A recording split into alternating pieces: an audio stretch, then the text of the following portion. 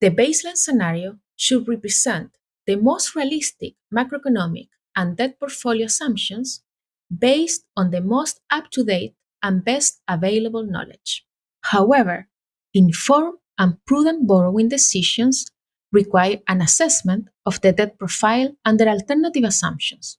For example, if the real GDP growth is lower than expected, will it endanger debt sustainability?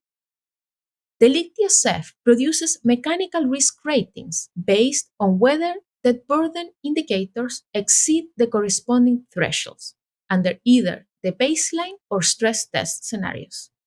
Also note that stress testing reveals the country's vulnerabilities. For example, in the figure, the baseline scenario does not show a breach of the debt burden threshold over the projection period. However, there is a stress test scenario in which a significant rise in debt burden indicator results in a breach of its threshold. Such breaches of thresholds under stress tests reveal debt vulnerabilities to shocks and affect the risk rating. In the LIC DSF, there are three types of stress tests.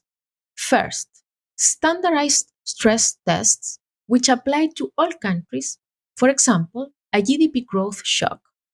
Second, tailored stress tests, which apply to countries exposed to specific risks, for example, natural disasters. The exception is the contingent liability stress test, which has a basic component that applies to all countries and tailored components that depend on a country's specific conditions.